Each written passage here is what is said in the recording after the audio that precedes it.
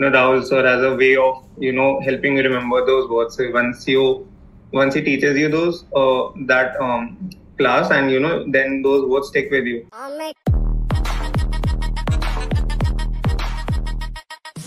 Okay, so hi everyone, welcome on board. Welcome to CATKing. Today I have with me Kaustubh here, who has got an amazing score of NMAT 256. Super congratulations, Kaustubh, on getting that score. Thank you, ma'am. Lovely. So tell us, what, Kaustubh, a little bit about your background and what was your NMAT preparation strategy? I am a gem. I graduated from Toppers University in Patiala in 2021, and I've been working at Jindal Steel and Power for almost 20 months now, and I'll be joining IFT Delhi this time. So I had a great NMAT score, so I converted Nasi Mandi as well. So first of all, NMAT is a completely different exam, I guess, from the rest of the OMETs. It's different than CAT, IFT, and quite similar to SNAP, I guess, but still very different. So the strategy, I think it's a little different as well. So if you're someone starting now, so I started in April. So your first goal would always be your CAT, and CAT is the first exam that comes. So I prepared as such that I prepared specifically for CAT, but we had the weekend lectures on NMAT and SNAP specialized lectures for that. So I did attend those. But my major focus turned towards NMAT after I gave my CAT. Okay. So after CAT, I think I had 20 days for my NMAT exam. So I took a mock every day, and just before my NMAT exam, I gave specifically you get I think 2 mocks before from GMAT itself, which you can give. So I gave 2 exams on that time only, which I had scheduled my proper exam. Lovely. So that helped me adjust, and I gave it at home only, where I would give my exam. So NMAT has this special feature where you can give it at home. So you get adjusted with your surroundings and everything. So you don't have those pre-jitters which you have on CAT or IFT when you're sitting in a center with so many people. You get nervous. And I think another thing that helped me was that I had already given my GRE in March itself. So it's on the same platform as NMAT. Both are being conducted by GMAT. So the verbal of GRE and NMAT is quite similar, and similarly for quants as well. So they're on the same difficulty level. So if you have given a GRE or GMAT, you can do very well on NMAT as well. Okay. You just have to get familiar with the exam pattern. And there's also a lot of flexibility in NMAT, so you can choose which section you want to give first. So it's not predetermined in CAT or other exams. And so I was working while preparing, so I could only give almost 2 hours or 2 or 3 hours per day to my MBA exam preparation. So you have to use that time very wisely, because you will obviously be tired if you're working, or even if you're in college, you won't get special time for your exam prep. So I think first of all you just go through the lectures, the live lecture on that day, and you do the pre-work and the post-work. Like you get some questions for homework, so you do that, or just revise the concepts that were taught in the previous class. And so Rahul sir had those special verbal classes. So the vocabulary words in OMET, I think vocabulary plays a very big role. Almost every exam has specific questions on vocab. So those sessions help you a lot. The word list that you get through attend all the lectures, you get a word list of about 400-500 words, and that is enough. You don't need to search anywhere else for a specific word list. So that prepares you. And Rahul sir has a way of helping you remember those words. So once he teaches you those that class, and then those words stick with you. You don't forget them. So you don't have to mug them up again and again through a list. So that is also very helpful.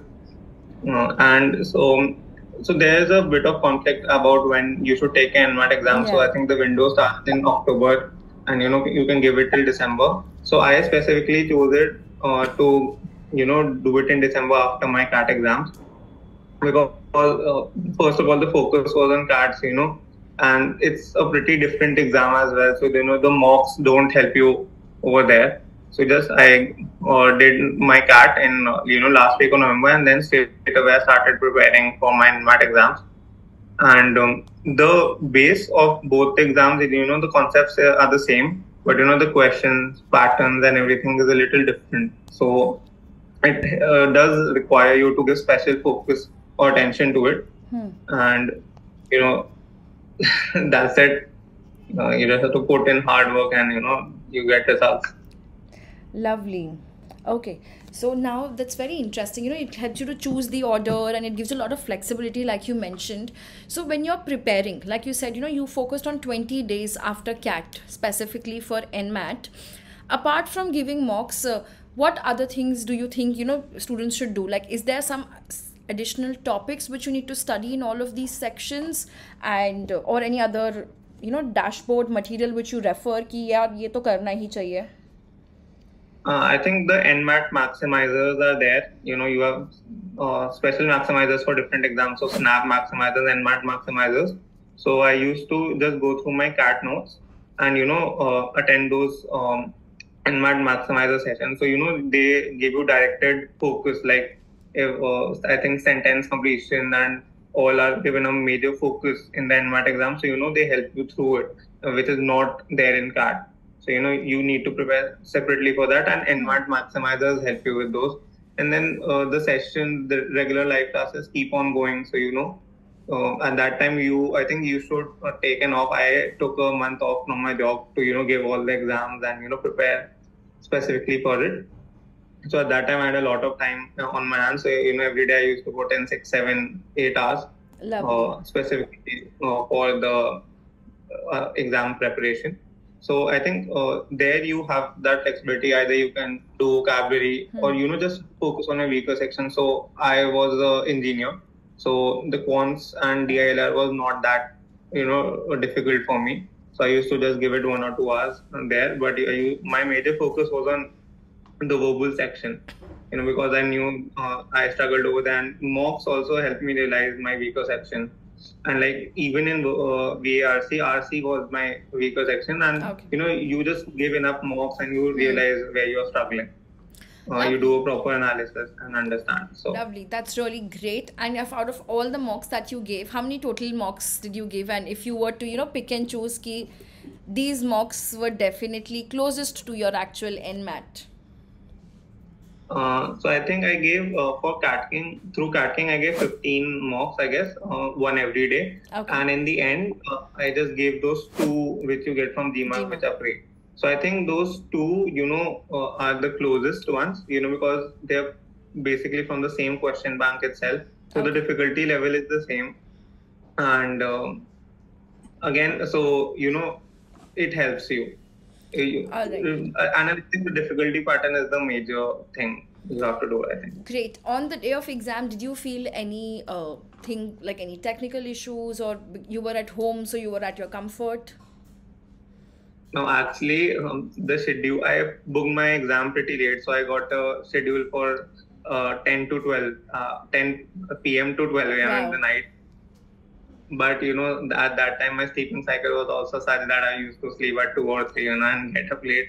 So that worked perfectly for me. And at that time my house is pretty quiet. So nice. I knew it would help with the exam, because they require you to have a silent surrounding, no one in the room, and so they're pretty stringent with that. But there was no technical issue as such. I got logged out, I think, once during my exam, but they helped me reconnect, and the exam started again from that point of time. Lovely, that's amazing. If you were to give any one last piece of advice to all the people who are writing NMAT exam, what would you give? I would say that initially just focus on CAT and develop a very good base, and when you start preparing for NMAT, just build up on that base specifically for the NMAT questions, the type of question that NMAT asks you, and and you will do well, I guess. Lovely. That's really great. So thank you so much, Kaustubh. And once again, super congratulations on getting a 256 score. Thank you, ma'am.